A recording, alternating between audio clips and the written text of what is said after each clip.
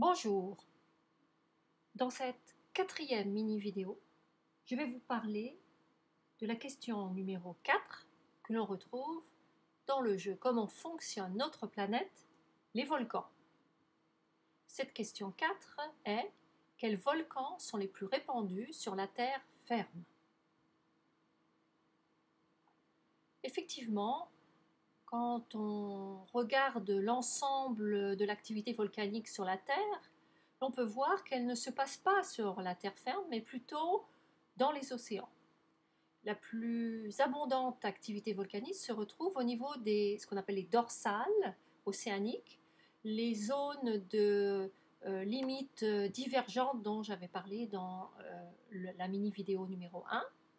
Et donc l'activité est la plus abondante sur Terre, mais la moins étudiée parce que c'est inaccessible, au fond des océans. Donc vous avez des exemples de photos qui vous montrent le type d'activité volcanique sous-marine que l'on peut trouver.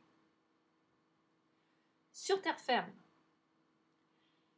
les volcans ont des formes différentes selon l'endroit où on les retrouve sur la Terre, selon qu'ils sont au milieu d'une plaque ou plutôt proche d'une limite de plaque.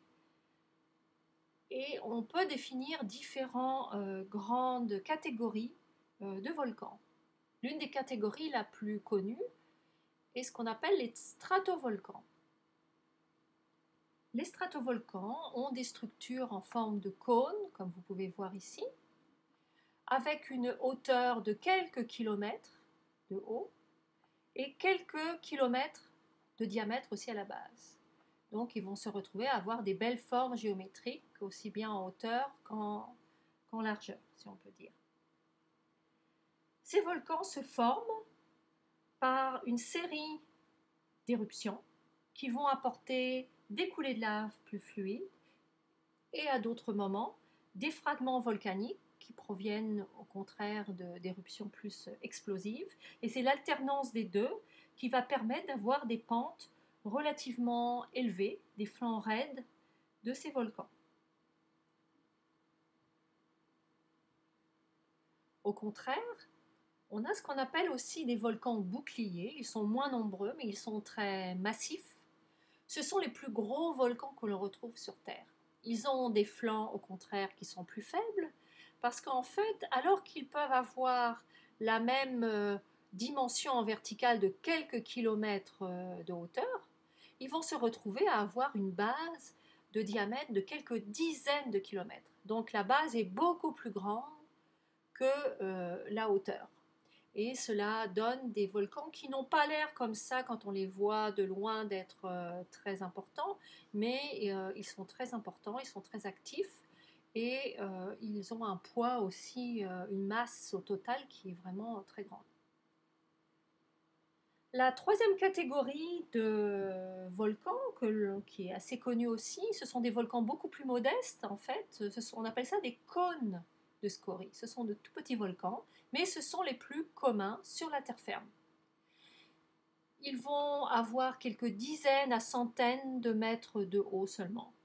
Donc ce sont des petits cônes par rapport à ceux des stratovolcans, mais ils sont très nombreux et on va les retrouver justement sur les stratovolcans, éventuellement sur les volcans boucliers, mais davantage sur les stratovolcans.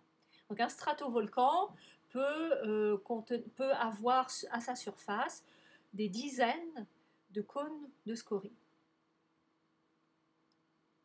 Des exemples de stratovolcans au Chili, le Laima, Stromboli bien sûr, un de mes préférés en Italie, dans les îles éoliennes. Remarquez les belles formes. Pour les volcans boucliers, vous pouvez remarquer la forme, on n'a pas l'impression que ce volcan est très élevé, mais il fait quand même 4170 mètres de haut, c'est juste que sa base est très très large. Piton-la-Fournaise également, à l'île de la Réunion, est un volcan bouclier. Ici, vous avez l'exemple des volcans que l'on appelle des cônes de scorie. Chacun va correspondre à une éruption et l'éruption suivante va se faire, mettons, ici, ou de l'autre côté du volcan, sur un autre flanc. Vous avez donc un exemple ici sur le Paricutin, au Mexique, avec une série de cônes de scorie. Et sur le mont Etna, vous avez également une série de superbes beaux cônes de scories. Voici qui termine la 4e mini-vidéo de ce jeu, comment fonctionne notre planète, les volcans. Merci, bonne journée.